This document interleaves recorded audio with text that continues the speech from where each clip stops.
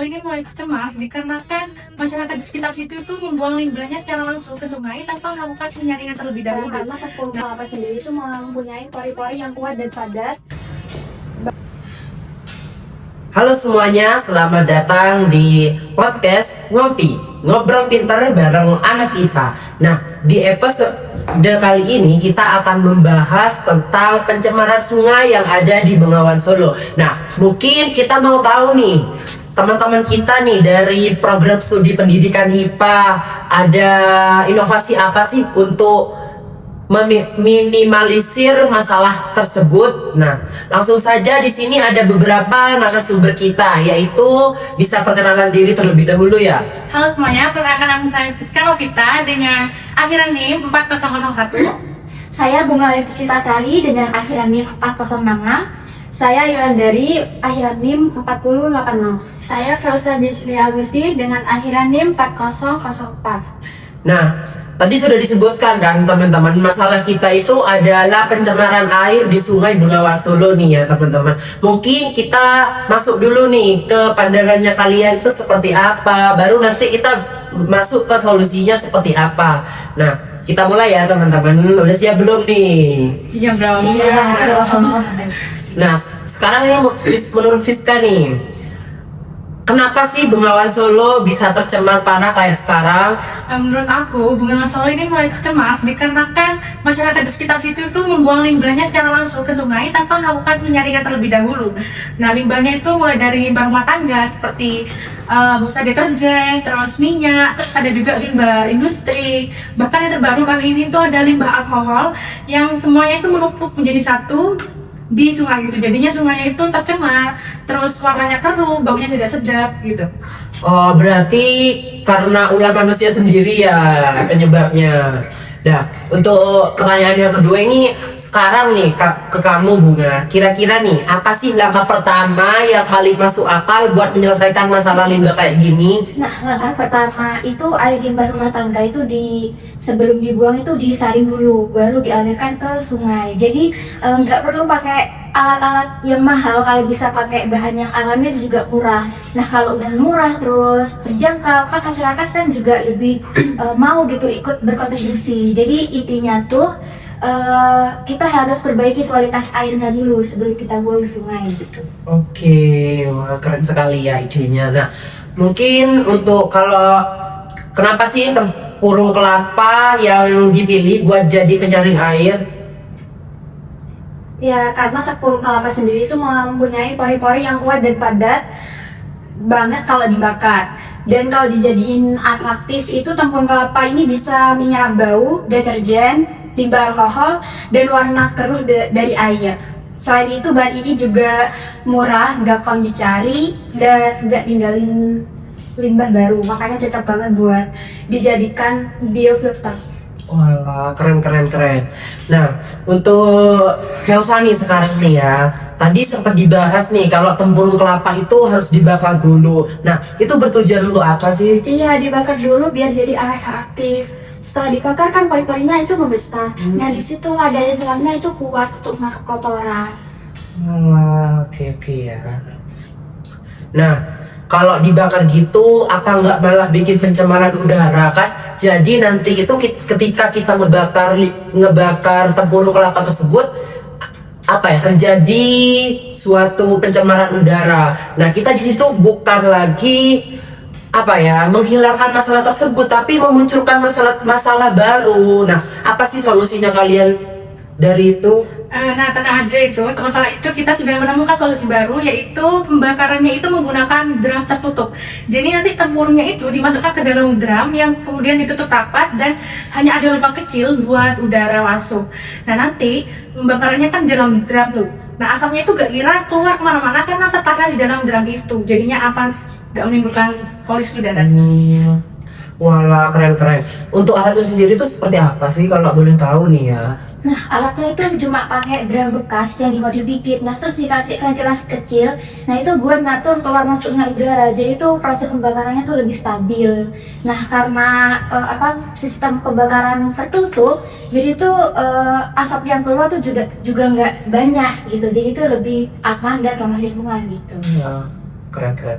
Nah, setelah arangnya jadi nih ya, penyusun biofilter itu gimana urutannya menurut kalian? Yang pertama itu yang paling atas itu kerikil untuk menyaring kotoran besar. Setelah itu untuk pasir itu bisa menyaring kotoran kecil.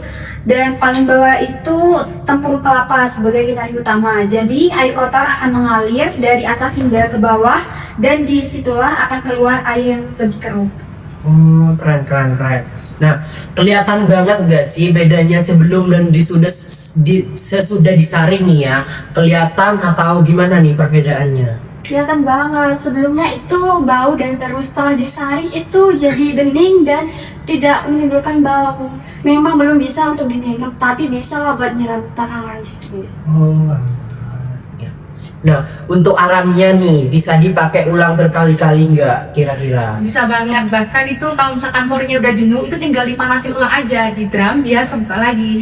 Jadinya kan lebih ramah lingkungan juga, kita nggak perlu bikin lagi, terus hemat biaya juga gitu sih. Oh, alah, berarti bisa dipakai berulang-ulang gitu ya, Fis. Nah, kalau arangnya benar-benar udah nggak bisa dipakai nih ya, dibuang atau digimanain sih? Yang kayak buang dong, kita olah lagi. Nah itu arangnya tuh ditumbuk, nah terus dicampur pakai tepung kanji. Nah habis itu dibentuk jadi briket. Nah jadi itu bisa digunakan buat masak ataupun bisa dijual. Walah, keren ya, inovasi dari kalian itu keren sekali. Nah, apa ya, bisa memunculkan ide baru gitu. Nah, untuk briket itu emang ada peminatnya di luar di pasarannya gitu? Ada banget, banyak orang mencari briket itu untuk semisal dijadikan bahan buat bakar sate, bakar ikan, atau buat masak hemat. Jadi selain buat membersihkan air, briket ini juga bisa untuk peluang usaha.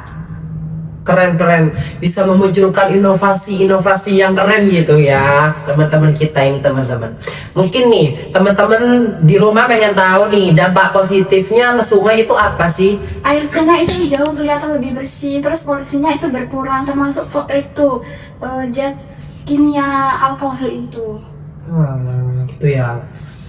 Nah, untuk alasannya sekarang deh, alasan yang paling kuat nih, kenapa solusi ini cocok buat Sungai Bengawan Solo yang tercemar seperti itu? Karena kan awalnya pencemaran ini kan dari ulah manusia sendiri, kayak dari limbah rumah tangga, limbah industri, bahkan dari limbah alkohol juga. Nah jadi menurut kita biofilter arak dari tempurung kelapa ini merupakan yang paling cocok lah buat mengatasi sungai ini, karena biofilter ini tuh paling cocok untuk menyerap zat tersebut. Wah, gitu ya.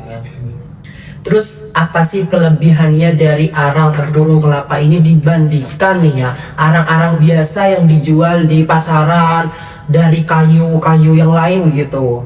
Nah kalau kelebihan dari arang batok ini tuh lebih padat, terus juga pori-porinya tuh banyak, terus juga lebih awet juga. Selain itu daya serapnya tuh lebih tinggi, jadi proses filtrasinya tuh lebih maksimal gitu. Mungkin oke ya, solusi dari kalian ini sangat keren, inovatif banget gitu ya. Nah, sekarang pertanyaannya nih, perawatannya itu ribet nggak sih? Bisa nggak sih dilakukan oleh masyarakat luar? Bisa banget. Yang terpenting tuh kita cuma ngebersihin pasir sama kerikil dan panasin ulang tempurung kelapanya. Gitu. Oke. Nah, untuk kan bisa nih ya dibuat oleh semua masyarakat nih ya. Nah, mungkin untuk biayanya sendiri itu memerlukan biaya yang seperti apa relatifnya? Itu murah banget kok. Kan kerikil, pasir, tempurung kelapa itu mudah dicari, paling cuma modal drum aja. Selain itu ekonomis banget. Nah, solusi dari kalian ini ya, apakah solusi dari kalian ini bisa dipakai buat perpanjangan waktu? Apa hanya dipakai sebentar terus udah habis itu masyarakat yang mau pakai seperti itu? Jadi biofilter itu bisa digunakan jangka panjang karena semua bahannya itu alami, gak ninggalin limbah berbahaya. Jadinya kalau misalkan sering dipakai itu sungai itu lama-lama bisa pulih, bisa jernih kembali. Nah, sekarang udah dijawabkan tadi masalah kemudahannya, masalah kemurahannya, sehingga masyarakat itu bisa membuatnya dengan mudah, tidak memerlukan biaya yang cukup mahal. Nah, sekarang untuk resikonya sendiri, kalau dalam proses pembuatannya itu ada kesalahan, gimana dampaknya? Nah, risiko terbesarnya itu ya kalau pakai sistem pembakaran terbuka. Nah, kalau pakai sistem pembakaran terbuka itu kan asapnya tuh lebih banyak dan makin nyebar itu. Nah, itu gak ramah lingkungan. Ya, bisa menyebabkan apa ya?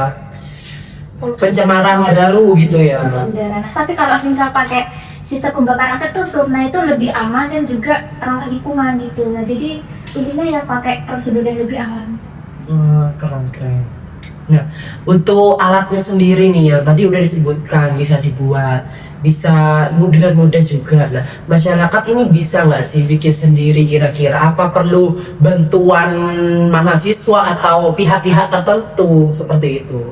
Bisa banget ketika kita bisa buat sendiri itu karena dari alat dan bahannya itu sendiri sudah ada di lingkungan kita. Jadi meskipun tanpa alat canggih pun kita bisa ngerjain, asal kita ngerjainnya tuh bareng-bareng. Mudah gitu ya didapatnya. Ya. Oke. Nah, baik, mungkin itu ya teman-teman solusi dan inovasi dari teman-teman kita nih ya. Mungkin kita sekarang masuk ke sesi pertanyaan terakhir nih teman-teman. Mungkin dari kalian kesimpulan dari saran dan inovasi kalian tadi itu apa sih?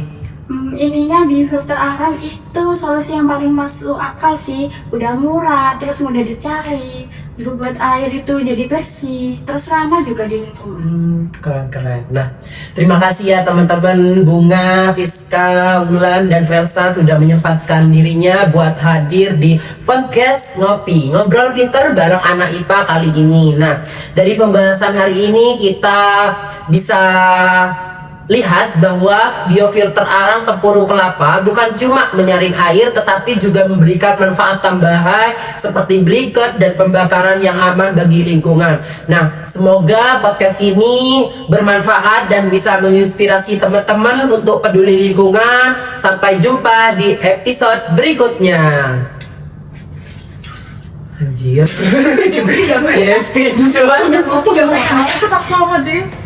Kalian anak nggak? Aku enggak. Aku anak juga.